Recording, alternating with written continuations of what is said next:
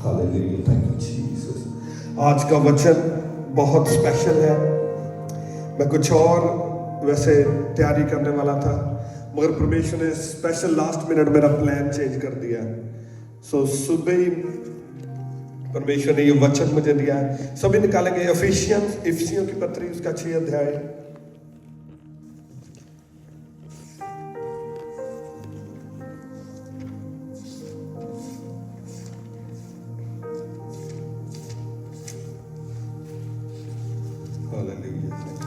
प्रार्थना करें। आज का वचन स्पेशल है, सो प्रार्थना सहित इसको अपने अंदर लें ताकि ये वचन आपके अंदर काम कर सके और आपकी लाइफ चेंज हो और वो हो जो परमेश्वर चाहते हैं। हालेलुया। सो इफिसियों चैप्टर 6 वर्स 13 से मैं आपके लिए पढ़ूंगा। इफिशियंस चैप्टर 6 वर्स 13 लिखा है, इसलिए परमेश्वर के सारे हथियार बांध लो कि तुम बुरे दिन में सामना कर सको और सब कुछ पूरा करके स्थिर रह सको।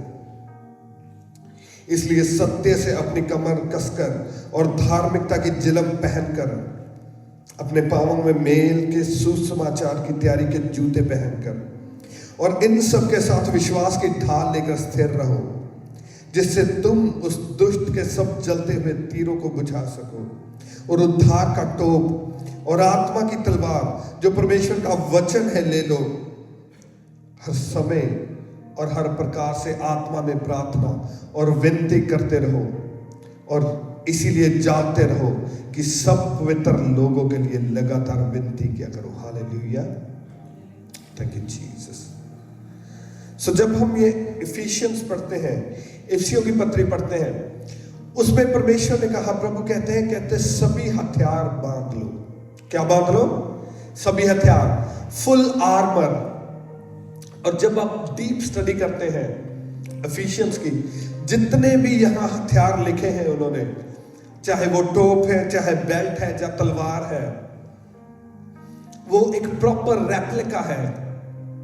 उस समय सबसे जो पावरफुल आर्मी हुआ करती थी, जब ये इफिशियंस की पत्री लिखी गई है, तो सबसे पावरफुल आर्मी रोमन आर्मी थी उस टाइम पे। अगर आप हिस्ट्री में पढ़ो तो जितनी चीजें यहां परमेश्वर ने लिखी हैं, चाहे वो टोप हो, चाहे बेल्ट हो, चाहे जूते हो, चाहे तलवार हो, वो सेम आर्मर रोमन आर्मी पहनती थी उस टाइम पे। और रोमन आर्मी जो थी उस टाइम पे, वो सबसे सक्सेसफुल आर्मी थी। रोमन अंपायर वो ऐसा अंपायर था, वो ऐसी किंगडम थी जिसने बहुत सारी जो किंगडम्स थी, जो राज्य थे, उसको डिस्ट्रॉय कर दिया था, और बहुत सारे राज्यों के ऊपर वो राज करता था। बहुत सारे राजा उसने फिनिश कर दिए थे। और प्रभु ने कहा कि वो जो सेम जो आर्मर रोमन आर्मी पहनती है, वो आर्मर पहनो। और वो आर्मर, वो हथियार वो उस समय बांधते थे जब वो युद्ध में जाते थे। मगर सोचने वाली बात है, परमेश्वर ने हमें क्यों कहा कि हथियार बांध लो? उसने कहा हथियार बांधो, कहता पूरा आर्मर पहन लो। क्या कोई आर्मी जब वो लड़ाई में नहीं होती, क्या वो हथियार बांधती है कभी? सोच के देखो, अगर आप आर्मी में हो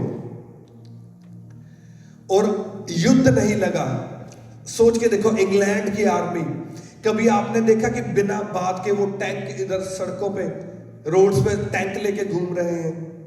देखा कभी आर्मी को आपने? वो कभी नहीं लेकर घूमते। या रोड्स पे टैंक, कभी आपने देखा कि आर्मी बिना बात के ट्रक लेके घूम रही है इधर? उन्होंने पूरा आर्मर, पूरी वो लड़ाई के हथियार बांधे हुए हैं, गन्स लेके इधर हमारे घरों के पास घूम रहे हैं। कभी देखा आपने ऐसे? कभी भी कोई सेना उस वक्त तक हथियार नहीं बांधती जब तक वो लड़ाई लग ना जाए। ऐसे ही होता है, ऐसे ही है। मैं आपको दो चीजें बताना चाहता हूं। एक तो सेना हथियार तब बांधती है जब वो युद्ध में होती है। ऐसे ही है जब वो युद्ध में होती है। और दूसरी बात है कि कभी जो सिविलियंस हैं, जो सेना नहीं है, जो योद्धा नहीं है, वो कभी हथियार नहीं बांधते। ऐसे ही है कि जो योद्धा नहीं है, क्या आपने कभी देखा कि सिविलियंस हथियार लेके घूम रहे हैं? कभी ऐसे नहीं होता।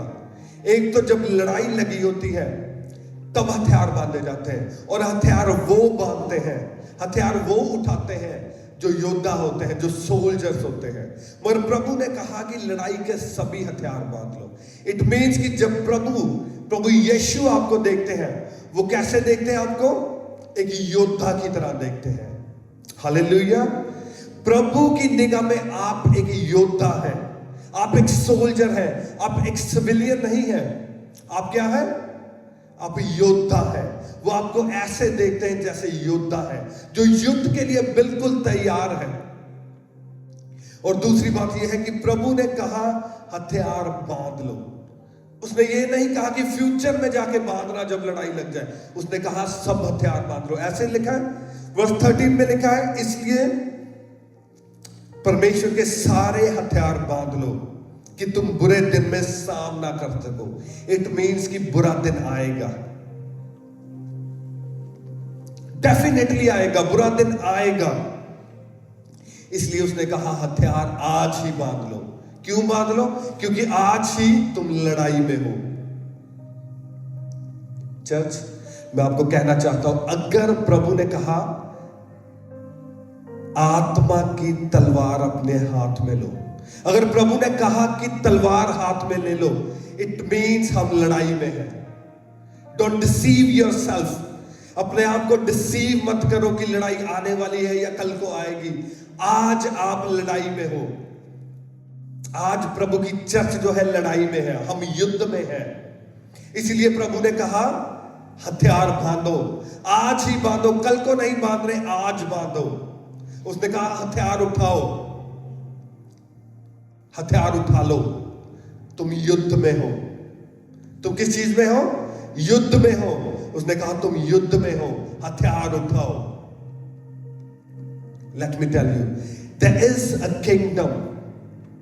एक राज्य है जो अंधेरे का राज्य है, और उसके जो सोल्जर्स हैं वो डेडिकेटेड सोल्जर्स हैं। उसके सोल्जर्स पता कौन है? दुष्ट आत्माएं, डीमंस। दुष्ट आत्माएं और डीमन उसके सोल्जर्स हैं, और वो 24/7 युद्ध कर रहे हैं आपसे। वो 24/7 युद्ध कर ही जा रहे हैं। डजंट मैटर आप उनसे लड़ो या ना लड़ो, मगर वो 24/7 आपसे लड़ रहे हैं। वचन में लिखा है, क्या प्रभु ने कहा Satan come to steal, kill and destroy. उसने कहा शैतान आता है किसके लिए? चुराने के लिए, और घात करने के लिए, और डिस्ट्रॉय करने के लिए।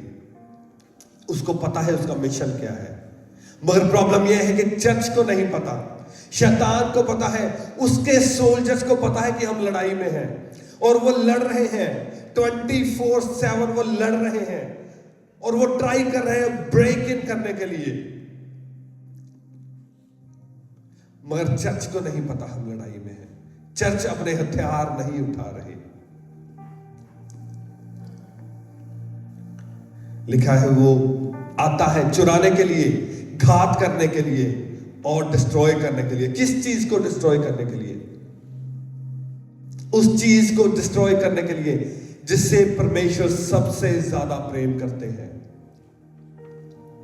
और आपको पता होना चाहिए परमेश्वर किस चीज से सबसे ज्यादा प्रेम करते हैं।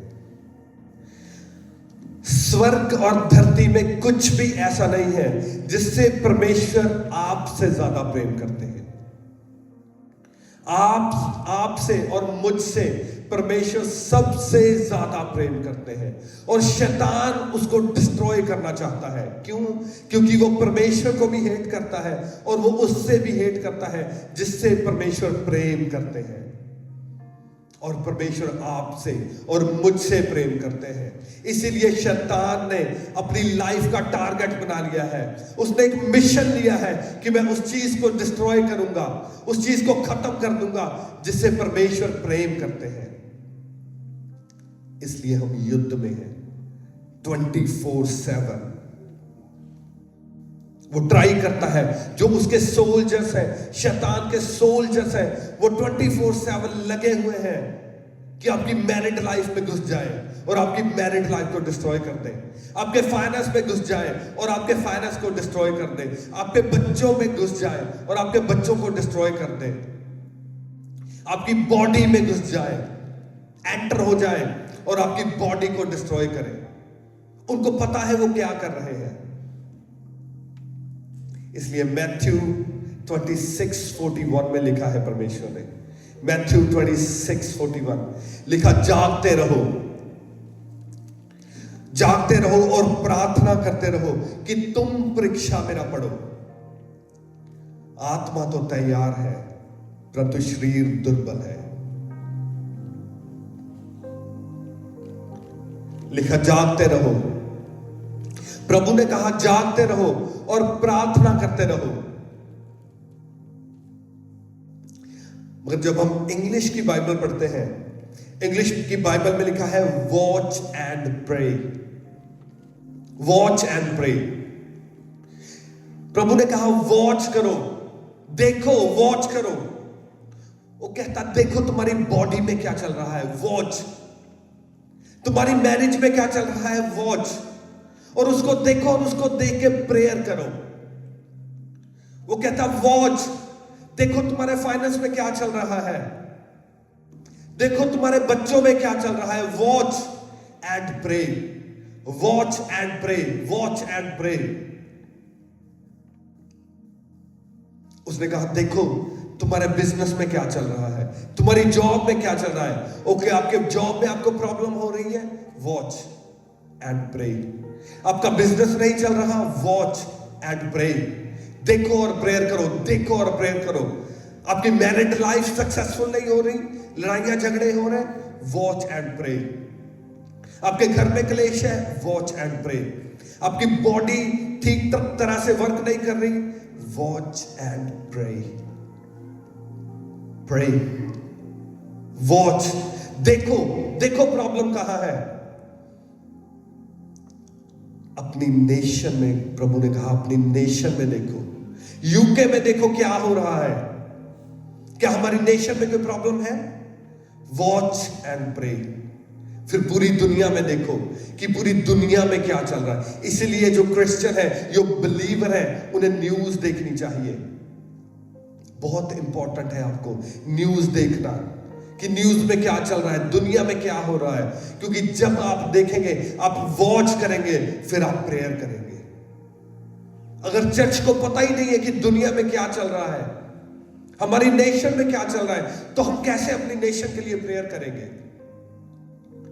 हमें पता नहीं है दुनिया में क्या चल रहा है। प्रभु ने कहा अंत के दिनों में तुम लड़ाई और लड़ाई की चर्चा को सुनोगे। ऐसे कहा, लिखा है, कहता तुम जब लड़ाई और लड़ाइयों की चर्चा को सुनो तब समझो कि मैं द्वार ही पर हूं। लड़ाइयां तो शुरू से होती आ रही है, ऐसे ही है ना। लड़ाइयां तो बहुत 2-3 हजार 5,000 साल हो रहे। मगर उसने कहा जब तुम लड़ाई और लड़ाई की चर्चा को सुनो। आज क्या हो रहा है, लड़ाई चल रही है। कहां चल रही है, रशिया और यूक्रेन में, इजराइल में लड़ाई चल रही है, और साथ में लड़ाई की चर्चा भी चल रही है। किस लड़ाई की, वर्ल्ड वॉर 3 की। ऐसे ही है, कहता जब तुम लड़ाई और लड़ाई की चर्चा को सुनो। अब लड़ाई भी लगी हुई है और लड़ाई की चर्चा भी चल रही है कि वर्ल्ड वॉर 3 बस लगने वाली है, लगने वाली है। कहता तब मैं द्वार पर हूं। मगर अगर चर्च को पता होगा, उसके पास इंफॉर्मेशन होगी, तभी तो चर्च प्रेयर करेगी। इसीलिए कहा गया watch and pray, watch and pray. देखो और प्रार्थना करो, जागते रहो। चर्च कभी भी सोई नहीं होनी चाहिए। बिलीवर्स कभी सोए नहीं होने चाहिए कि आपकी लाइफ में क्या हो रहा है, आपका हस्बैंड क्या कर रहा है, आपकी वाइफ क्या कर रही है, आपके बच्चे क्या कर रहे हैं। प्रभु ने कहा जागते रहो, जाग जाओ। मैं आपको आज कहता हूं जाग जाओ और देखो आपकी लाइफ में क्या हो रहा है, देखो आपकी बॉडी में क्या हो रहा है, देखो आपका हस्बैंड क्या कर रहा है, देखो आपकी वाइफ क्या कर रही है, देखो आपके बच्चे क्या कर रहे हैं, आपके मां बाप क्या कर रहे हैं, देखो आपकी नेशन में क्या हो रहा है। और फिर बैठो, उसके लिए प्रेयर करो ताकि शैतान आपकी लाइफ में काम ना करने पाए, आपकी नेशन में काम ना करना पाए। आप कहेंगे कि मुझे क्या होगा, मैं यूके के लिए क्यों प्रार्थना करूं, मैं दुनिया के लिए क्यों प्रार्थना करूं। क्योंकि अगर शैतान ने यूके को टेक ओवर कर लिया तो ऑटोमेटिकली आप भी टेक ओवर हो जाएंगे, आपके बच्चे भी टेक ओवर हो जाएंगे, आप सब। अगर यूके को शैतान ने टेक ओवर कर लिया तो आपको ऑटोमेटिकली वो टेक ओवर कर लेगा, क्योंकि आप यूके के अंदर हैं, आप इस नेशन के अंदर हैं। इसीलिए अपनी नेशन के लिए प्रार्थना करनी बहुत जरूरी है। Watch and pray, it's very important. आपको पता है कई बिलीवर्स की लाइफ में, फैमिली में पूरा शैतान तांडव कर रहा होता है। ऐसे ही होता है कि उनकी लाइफ में पूरा तांडव चल रहा है, उनके फाइनेंस में, बॉडी में, फैमिली में, और बिलीवर कुछ नहीं कर रहे। बिलीवर लाचार, और बिलीवर सोच रहे हैं कि मैं क्या कर सकता हूं, विश्वासी सोच रहे हैं कि मैं इस सिचुएशन में क्या कर सकता हूं। अगर एक कबूतर बिल्ली को देखकर अपनी आंखें बंद कर ले और सोचे कि बिल्ली मुझे नहीं खाएगी, क्या बिल्ली उसे नहीं खाएगी? डजंट मैटर कि वो कबूतर कितनी भी आंखें बंद कर ले, बिल्ली उसे डेफिनेटली खा जाएगी। क्यों? क्योंकि उसकी नेचर है खाने की, उसकी नेचर है मारने की।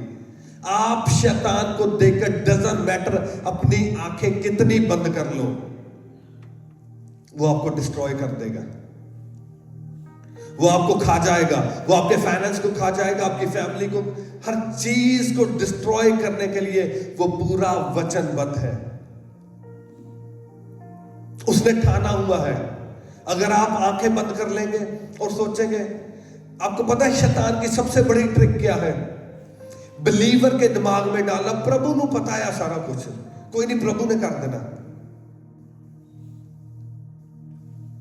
ये शैतान का सबसे बड़ा हथियार है। जब बिलीवर्स आंखें बंद कर लेते हैं और बिलीवर सोचते हैं कि कोई बात नहीं, प्रभु ने खुद ही कर देना, हम तो प्रभु के बंदे हैं, तब शैतान आता है। क्योंकि आपने अपना बाड़ा हटा लिया, आपने उसको पूरा एक्सेस दे दिया कि आजा, मैंने तुझे देखकर अपनी आंखों को बंद कर लिया, अब आ और मुझे डिस्ट्रॉय कर। आपकी सिचुएशंस कभी भी खुद ब खुद चेंज नहीं होंगी। डजंट मैटर आप कौन हैं, आप प्रभु से कितना प्रेम करते हैं, सिचुएशन कभी खुद ब खुद नहीं चेंज होगी।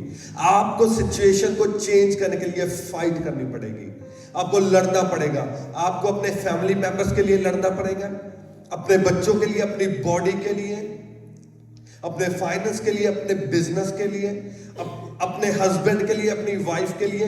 आपको खड़े होना पड़ेगा, आपको स्टैंड लेने पड़ेंगे, आपको डिसीजन बनाने पड़ेंगे, आपको प्रार्थना करनी पड़ेगी, आपको उपवास करने पड़ेंगे, और अपनी नेशन के लिए भी। फिर जाके सब कुछ चेंज होगा।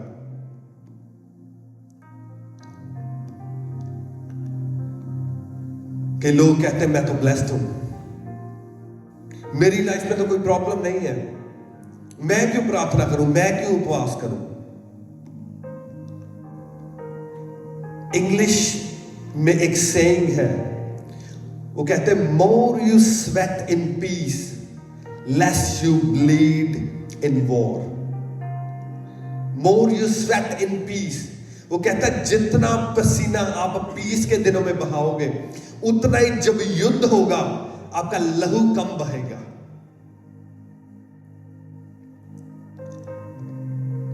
अगर आज आप पे कोई प्रॉब्लम नहीं है, आप ब्लेस्ड हो और आप प्रार्थना नहीं कर रहे, आप उपवास नहीं कर रहे, it means you are in a dangerous position.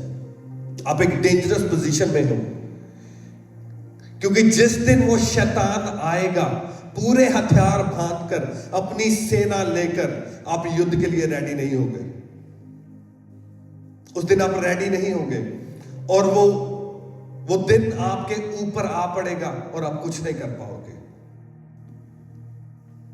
इसीलिए प्रभु ने कहा कि सारे हथियार बांध लो, आज ही बांधो, कल की मत वेट करो, आज बांधो सब, आज सारे हथियार आज उठाओ, कल की मत वेट करो।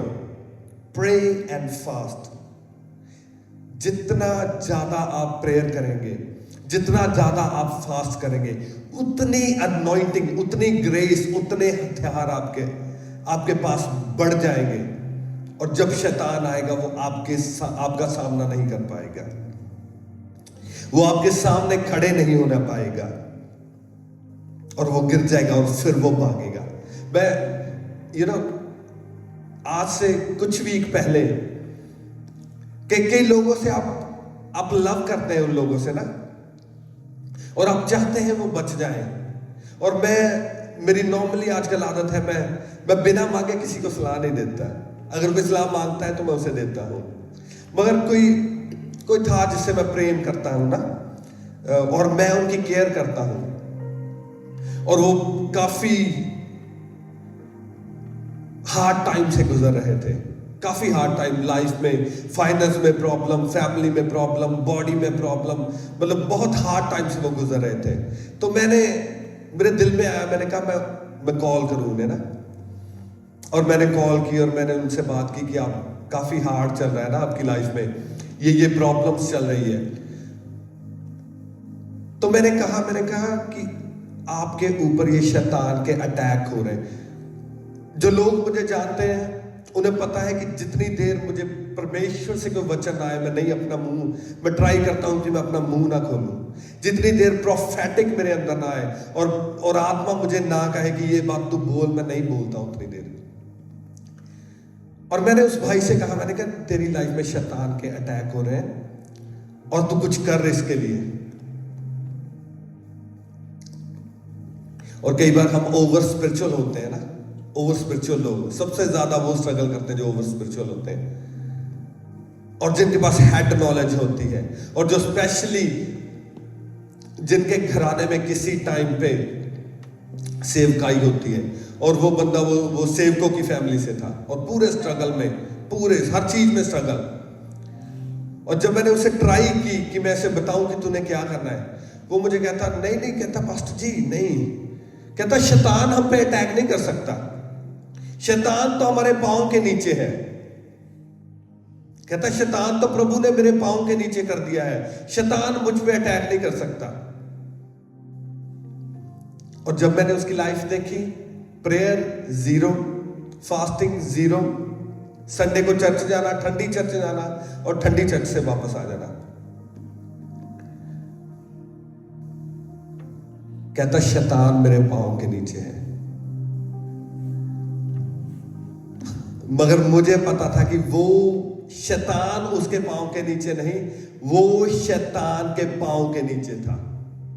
शैतान ने पूरा जकड़ा हुआ, और इवन दिमाग भी जकड़ा हुआ कि दिमाग भी खुलने नहीं पा रहा कि अगर प्रभु का दास तुझे कह रहा है कुछ, उसे सुन।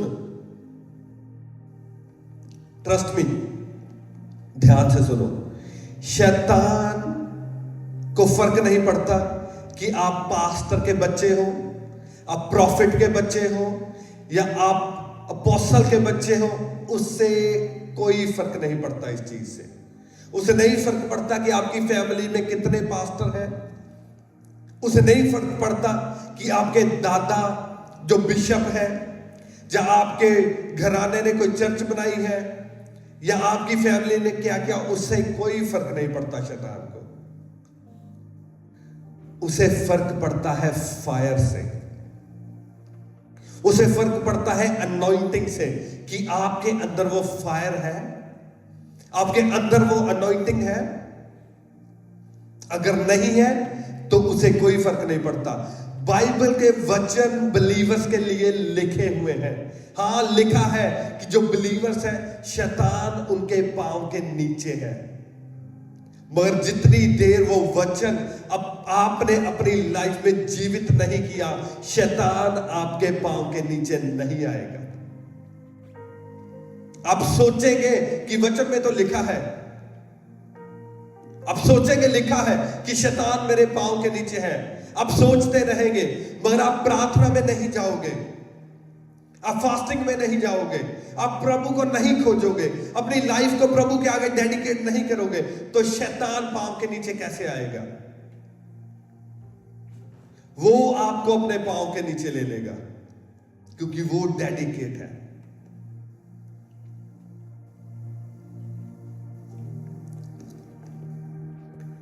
एक वचन मैं आपके लिए पढ़ूंगा, और मैथ्यू 17,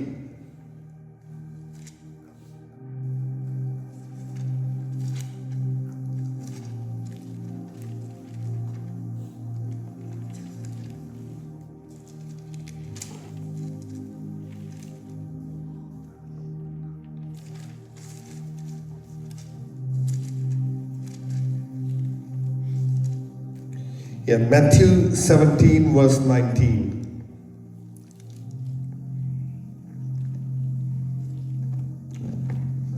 मैं आपको प्रूव कर इस वचन से मैं आपको प्रूव करूंगा कि चीजें कैसे काम करती हैं।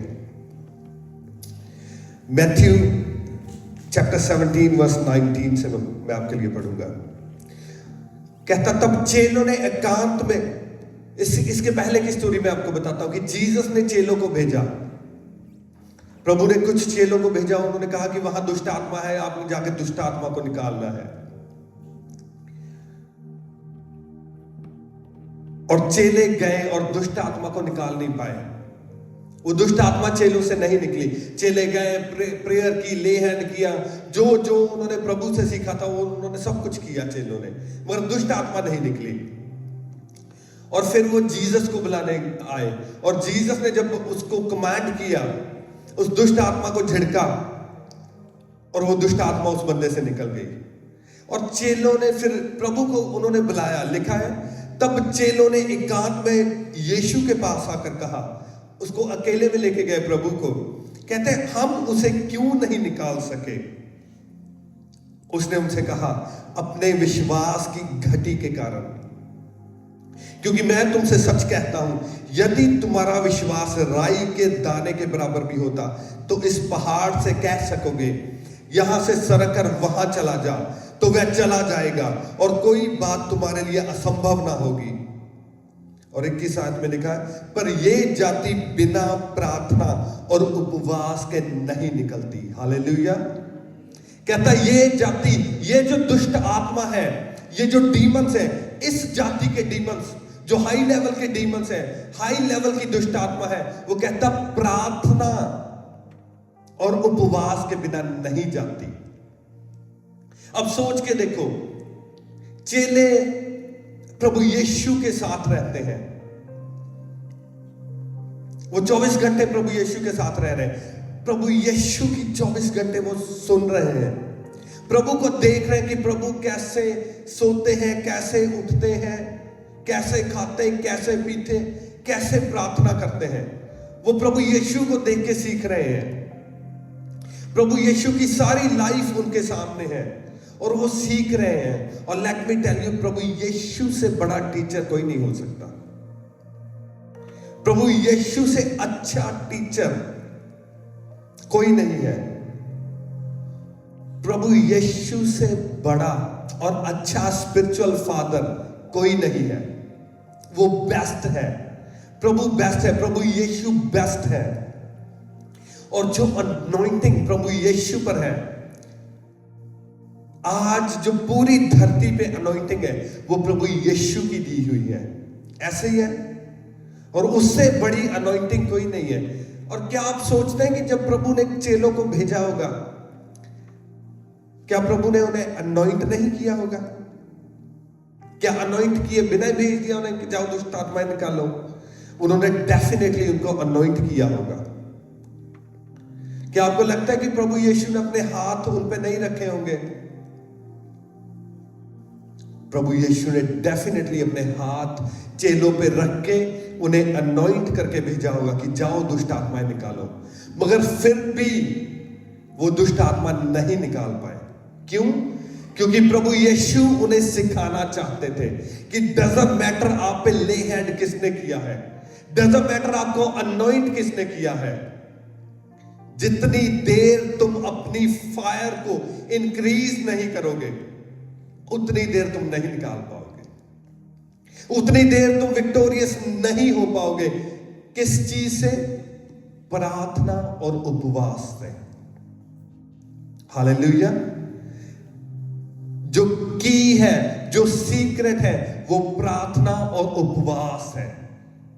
अगर चेले बिना प्रार्थना और उपवास के उस दुष्ट आत्मा को नहीं निकाल पाए, आप सोचो आप अपनी लाइफ से, अपनी बॉडी से इन दुष्ट आत्माओं को बिना प्रार्थना और उपवास से कैसे निकाल लोगे?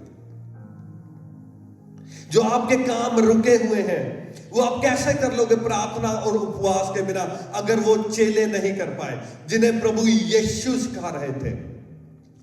मैंने आपको कहा डीमंस और इवल स्पिरिट्स, उनको कोई फर्क नहीं पड़ता आप किसकी मेंटरशिप के अंडर हो, आपका पास्टर कौन है, आपका स्पिरिचुअल फादर कौन है, उन्हें कोई फर्क नहीं पड़ता। फर्क पड़ता है उन्हें फायर से, कि फायर आपके अंदर है या नहीं है, और फायर आपके अंदर कितनी है। मैंने लास्ट वीक आपको बताया था, मैंने एक स्टोरी काफी देर पहले बताई थी, शायद आपने सुनी हो। आपको पता है कि वॉरलॉक होता है? वॉरलॉक के बारे में कितने लोग जानते हैं? वॉरलॉक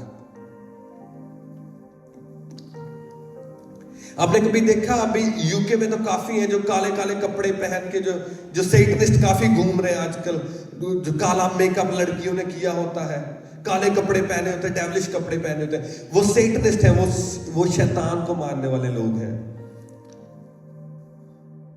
और ये जो शैतान को लोग मारते हैं, इनकी रैंक्स होती हैं, सोल्जर, मेजर, जनरल, ऐसे इनकी रैंक्स होती है। और जैसे पूरे एरिया में जितने शैतानी लोग होंगे, जैसे ऑक्सफोर्ड शहर में, ऑक्सफोर्ड सिटी में नहीं, और ऑक्सफोर्ड के आप विलेजेस भी सारे लगा लो, जितने शैतानी लोग होते हैं उनका एक लीडर होता है, उसे कहते हैं वॉरलॉक। वॉरलॉक, वॉर का मतलब युद्ध। उन्हें पता है कि हम युद्ध में हैं, हम युद्ध करते हैं, और उनका जो लीडर होता है उसको वॉरलॉक कहते हैं। वो जो पूरे ऑक्सफोर्ड शहर के शैतानी, जितने भी शैतानी लोग हैं उनके ऊपर होता है, उसे वॉरलॉक कहा जाता है। और जो वॉरलॉक था वो कन्वर्ट हो गया, वो क्रिश्चियनिटी में आ गया, उसने प्रभु के आगे सरेंडर कर दिया और अपनी लाइफ प्रभु यीशु को दे दी।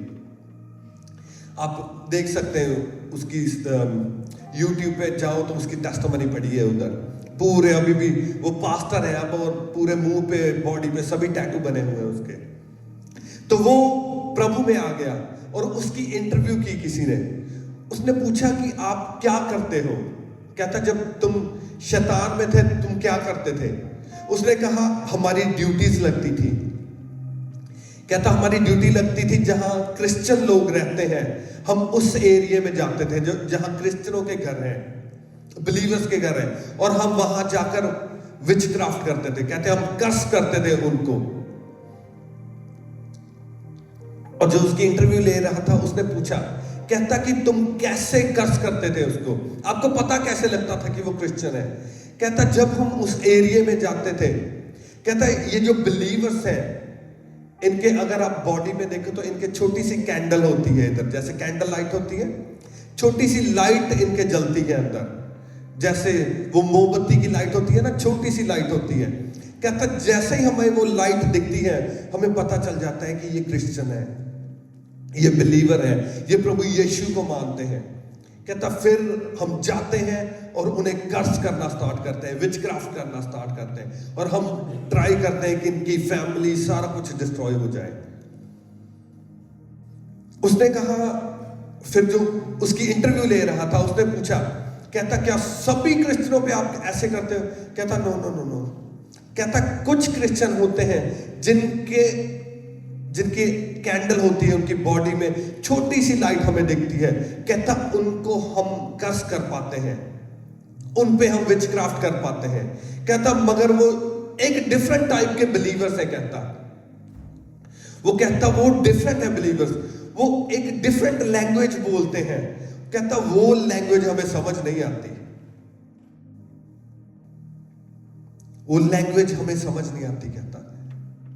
कहता जब हम उन बिलीवर्स को देखते हैं, कहता हमें उनकी ना तो बॉडी दिखती है, ना उनका मुंह दिखता है, मगर जब हम उनकी ओर देखते हैं हमें फायर ही फायर दिखती है, सिर्फ फायर दिखती है। कहता और जब वो प्रेयर करते हैं, कहता हमें नहीं पता वो किस लैंग्वेज में प्रेयर करते हैं, मगर जब वो उस लैंग्वेज में प्रेयर करते हैं, कहता जहां हमें गिरते हुए कहता हम भागते हैं, फिर जिस डायरेक्शन में हमें जगह मिलती है हम उधर को भागते हैं। कहता उनके अंदर फायर होती है और फायर वो रिलीज करते हैं। कहता जैसे जैसे वो प्रेयर करते हैं वैसे वैसे वो फायर बढ़ती जाती है और कहता हमें जहां जगह मिलती है हम भागते हैं।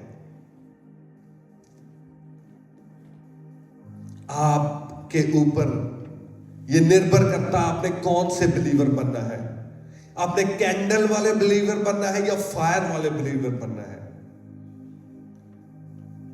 अगर तो आपने वो कैंडल वाले बिलीवर रहना है तो वो आपकी मर्जी है। शैतान आएगा, शैतानी लोग आएंगे, कर्स करेंगे, विचक्राफ्ट कर।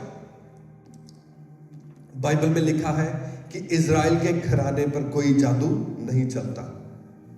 इट इज ट्रू, ये ट्रू है, मगर डिपेंड करता है कि आप इजराइल के घराने में हैं या नहीं। अगर आप क्रिश्चियन फैमिली में बॉर्न हो गए हो गलती से, इट डजंट मैटर कि आप इजराइल के घराने में हो। इसका मतलब यही नहीं है कि आप क्रिश्चियन घर में पैदा हो गए आप इजराइल के घराने में। No no no no no, ये आपका पर्सनल डिसीजन है कि आपने पाप छोड़ के तौबा करके बपतिस्मा लिया है या नहीं। या कईयों ने बपतिस्मा लिया है, तौबा ही नहीं की। मुझे नहीं पता ये बपतिस्मा कौन सा है जो तौबा के बिना हो जाता है। कहते बपतिस्मा लिया है और तौबा नहीं की, और वो सोचते हैं कि ये वचन हमारे लिए है कि इजराइल के घराने पे कोई जादू नहीं चलता। आपके लिए नहीं है ये, वो उनके लिए है जिन्होंने जेन्युइन तौबा करके बपतिस्मा लिया है और वो प्रार्थना और उपवास में रहते हैं। और लिखा है वो परम प्रधान के छाए हुए स्थान में बैठे रहते हैं। जो इजरायली है वो परम प्रधान के छाए हुए स्थान में बैठा रहता है। और फिर कहता है कि जैसे एक मुर्गी अपने चूचों को अपने पंखों के तले ले लेती है, फिर परम प्रधान हमें अपने परों के नीचे ले लेता है। फिर हमारे ऊपर कोई जादू टूना काम नहीं करता। क्रिश्चियन फैमिली में बॉर्न होना इजराइल के घराने में चले जाना नहीं है। मगर मेन जो बात है, अगर चेलों को प्रार्थना और उपवास चाहिए था अपनी लाइफ में उस फायर को बढ़ाने के लिए, आपको और मुझे कितनी प्रार्थना चाहिए और कितना उपवास करना चाहिए? कितनी? क्योंकि जीसस ऑलवेज उनके साथ रहते थे, ऑलवेज। आज मैंने देखा है बहुत सारे लोग जो बड़ी अनॉइंटिंग्स के नीचे हैं और बड़ी मिनिस्ट्रियों के साथ जुड़े हुए हैं, उनकी लाइफ में अब तक बंधन काम कर रहे हैं। उनकी लाइफ में बंधन नहीं टूट रहे। क्यों? क्योंकि उन्होंने कहीं सोच लिया है कि हम इतने बड़े मैन ऑफ गॉड के साथ रहते हैं, शायद वो अनॉइंटिंग के अंडर है और मैन ऑफ गॉड के साथ रहते हैं तो हमारे ऊपर शैतान अटैक नहीं कर सकता। उसे कोई फर्क नहीं पड़ता कि आप कितने बड़े मैन ऑफ गॉड के साथ हैं। उसे फर्क पड़ता है आपका सरेंडर होली स्पिरिट के आगे क्या है, आपकी लाइफ में पवित्रता कितनी है, क्या आप पवित्रता में चल रहे हो, आपकी लाइफ में रोजे कितने हैं, आपकी लाइफ में प्रार्थना कितनी है, आपके अंदर फायर कितनी है। उस चीज से उसको फर्क पड़ता है। इसलिए आप देखेंगे कि बहुत सारे लोग जो रेगुलर चर्च गोर्स हैं, मगर बंधन उनकी लाइफ से टूट नहीं रहे, शैतान लाइफ से नहीं जा रहा। यही रीजन है, प्रभु ने सिखाया है चेलों को, कहा ये जाति प्रार्थना और उपवास के बिना नहीं जाती। प्रार्थना और उपवास बहुत इंपॉर्टेंट है एक बिलीवर की लाइफ में। अगर आप वीक में 1 या 2 फास्ट नहीं कर रहे, इट मींस आप डेंजरस पोजीशन में हैं। आपने अपने आप को डेंजर में डाला हुआ है। आप युद्ध के लिए रेडी नहीं है। आप युद्ध के लिए अपने हथियार नहीं उठा रहे। शैतान ने अपने हथियार सारे उठाए हुए हैं। मैं कई बार अपनी लाइफ में तांत्रिकों की लाइफ को देखता हूं। इतनी डेडिकेशन और इतने पैशन से वो काम करते हैं शैतानी लोग। उन्होंने अपने हुलिये बिगाड़े हुए हैं, अपनी लाइफ बिगाड़ी हुई है उन्होंने। मैं एक तांत्रिक को देख रहा था, वो एजुकेटेड बंदा, सेवरल एमएस उसने की हुई है, मास्टर्स डिफरेंट एमएस की हुई है, और वो तांत्रिक बन गया बंदा।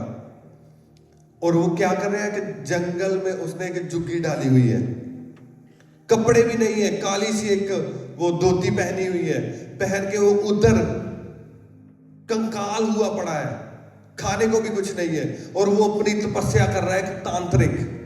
उसको पता है कि वो युद्ध में है, चर्च को नहीं पता, हमें पता ही नहीं हम युद्ध में हैं। और शैतान और शैतानी लोग ऑलवेज 24/7 ट्राई कर रहे हैं कि मैं इसका परिवार खत्म कर दूं, मैं इसकी बॉडी को खत्म कर दूं, मैं फाइनेंस को खत्म कर दूं, मैं इनको खत्म कर दूं, मैं डिस्ट्रॉय कर दूं। कोई प्रार्थना नहीं, कोई उपवास नहीं, कैसे जीतेंगे हम? प्रभु ने चेलों से कह दिया, कहते जाओ जाकर और उपवास करो और प्रार्थना करो, अनॉइंटिंग बढ़ाओ, अपनी ग्रेस को बढ़ाओ, कहते अपने मस्से को और बढ़ाओ ताकि तुम इस दुष्ट आत्मा को निकाल सको। वो हमें सिखाने के लिए था, क्योंकि अगर प्रभु चाहते वो एक ही बार में इतनी अनॉइंटिंग उनमें भर सकते थे कि वो किसी भी डीमन, किसी भी दुष्ट आत्मा को निकाल सकते, मगर प्रभु ने हमें सिखाने के लिए ये होने दिया कि वो दुष्ट आत्मा नहीं निकाल पाए, ताकि हमारी लाइफ में कोई ओवर स्पिरिचुअल ना हम हो जाए। हम अपनी सोचे ना सोच लें कि बस हम क्रिश्चियन फैमिली में आ गए, हमने बपतिस्मा ले लिया तो अब सब कुछ हो जाएगा। No no no no. जिस दिन आपने बपतिस्मा लिया, आप प्रभु में आ गए, उसी दिन आप युद्ध में आ गए हैं, क्योंकि आपने एक नेशन को छोड़ा है, उसकी सिटीजनशिप को आपने छोड़ दिया है। जो शैतान की सिटीजनशिप है, आपने उसका पासपोर्ट फाड़ दिया है और आप उसके विरोधी बन गए हो। शैतान के उस दिन आप विरोधी बन गए हो। क्यों? क्योंकि आप परमेश्वर की किंगडम में आ चुके हो, आप युद्ध में आ गए हो। उस दिन प्रभु ने कहा सारे हथियार बांध लो। उसने कहा आत्मा की तलवार उठा लो। क्या कहा? आत्मा की तलवार उठा लो। और मैं आपसे पूछता हूं, अगर आप पाप में हैं, क्या आप आत्मा की तलवार उठा पाओगे? अगर आपका जीवन प्रार्थना और रोजों वाला नहीं है, क्या आप प्रार्थना की तलवार को उठा पाओगे? आत्मा की तलवार को ले पाओगे? हम नहीं ले पाएंगे। मगर अगर हमारा जीवन पवित्रताई वाला है और प्रार्थना वाला है और रोजों वाला है, तो फिर हम उस तलवार को उठाने पाएंगे। हालेलुया। सभी खड़े हैं। मैं चाहता हूं कि आज हम प्रार्थना करें। आज हम डीप प्रार्थना में जाएं और डिसीजन बनाएं। जैसे लास्ट वीक मैंने आपको कहा था, डेडिकेशन वाला जीवन, उपवास वाला जीवन,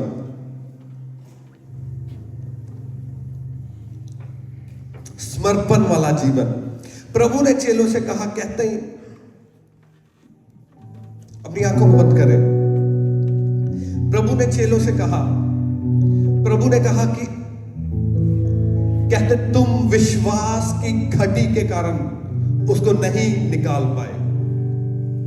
विश्वास की घटी, उन्होंने कहा तुम में विश्वास कम है, क्योंकि जब तुम में विश्वास होता है तो तुम विश्वास के लायक काम करते हो।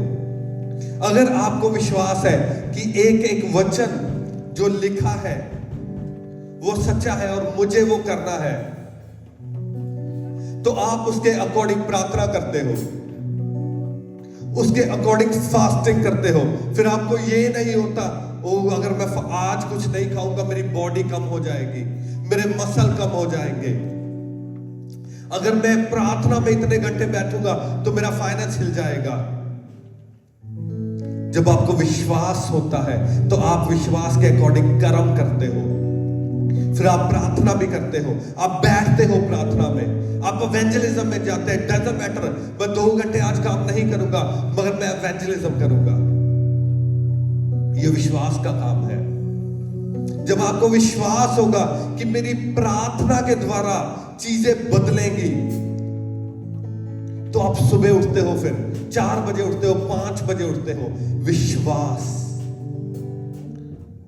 फिर आप सुबह उठकर प्रार्थना में जाते हो, प्रार्थना करते हो, विश्वास। जब आपको पता होता है कि मेरे रोजे रखने के द्वारा मेरा हस्बैंड चेंज हो जाएगा, मेरी वाइफ चेंज हो जाएगी, मेरी फैमिली चेंज हो जाएगी, मेरा फाइनेंस अच्छा हो जाएगा, फिर आप उपवास करते हो। जब आपको विश्वास होता है कि मेरे समर्पण देने के द्वारा मेरी अनॉइंटिंग बढ़ेगी, मेरा विश्वास बढ़ेगा, मेरी लाइफ चेंज होगी, मैं बड़े काम करने पाऊंगा, तो आप समर्पण देते हैं, आप विश्वास के द्वारा ये सब कुछ करते हैं। और प्रभु ने कहा, कहता तुम में विश्वास की कमी है। विश्वास की कमी के कारण तुमने प्रार्थना नहीं की, विश्वास की कमी के कारण तुमने रोजे नहीं रखे, विश्वास की कमी के कारण तुमने समर्पण नहीं दिए, विश्वास की कमी के कारण तुम चर्च में नहीं आए, विश्वास की कमी के कारण तुमने सेवा नहीं की, विश्वास की कमी के कारण जिसको तुम्हें इवेंजलिज्म करना चाहिए था तुमने नहीं किया, क्योंकि तुम्हें विश्वास की कमी है। मांगे प्रभु से, प्रभु मेरा विश्वास बढ़ाए, प्रभु होने दे मेरा विश्वास बढ़े। प्रभु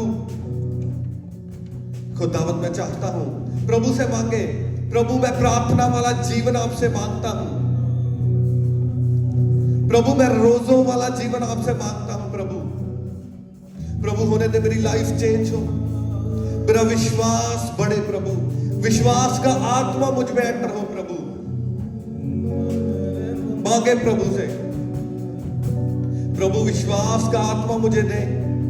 प्रभु मैं देखने पाऊं जो आपने मेरे लिए रखा है। प्रभु खुदावन मैं देखने पाऊं मेरी प्रार्थना से चीजों को चेंज होते हुए, प्रभु रोजों के द्वारा चीजों को चेंज होते हुए, समर्पणों के द्वारा चीजों को चेंज होते हुए। प्रभु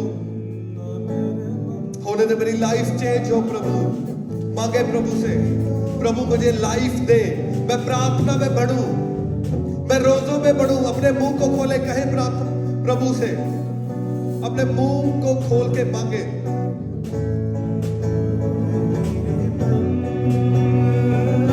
मांगे प्रभु से, मांगे प्रभु मुझे लाइफ दे। मैं चाहता हूं, मैं आपको ढूंढना चाहता हूं। प्रभु मैं आप में बढ़ना चाहता हूं। प्रभु होने दे मैं बढ़ूं आप में, मैं बढ़ता चला जाऊं, मैं और बढ़ूं। प्रभु आपका आत्मा और मुझ में समाए और आता जाए। प्रभु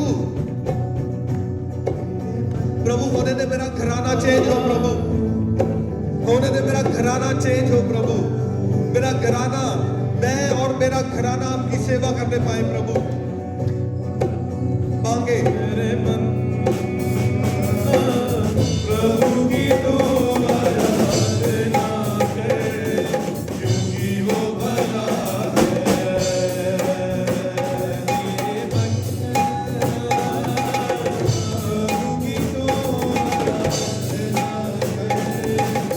You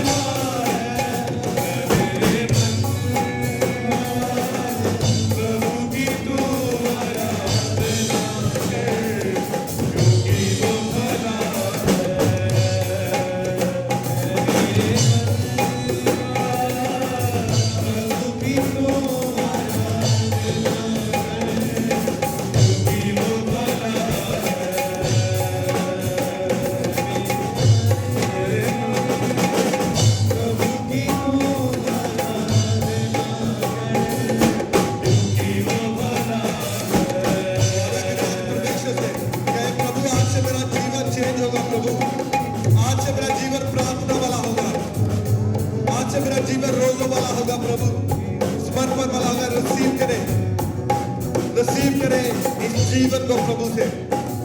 ये आत्मा आप में आए, प्रार्थना वाला आत्मा, रोजों वाला आत्मा, समर्पण वाला आत्मा रिसीव करें in the name of Jesus.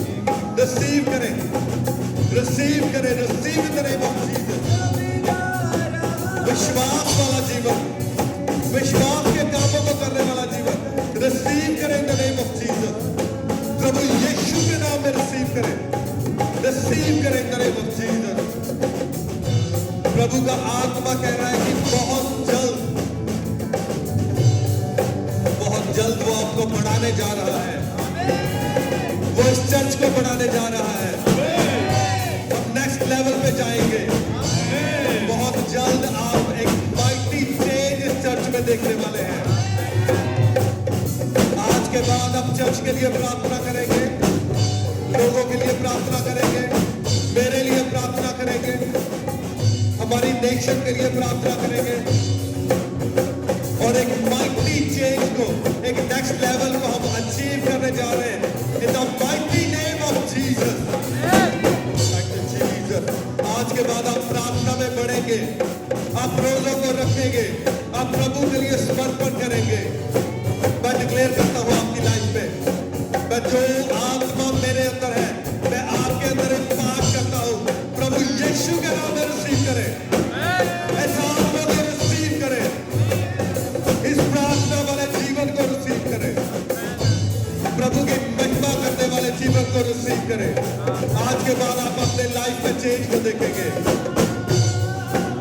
Receive करें in the name of Jesus, receive in the name of Jesus.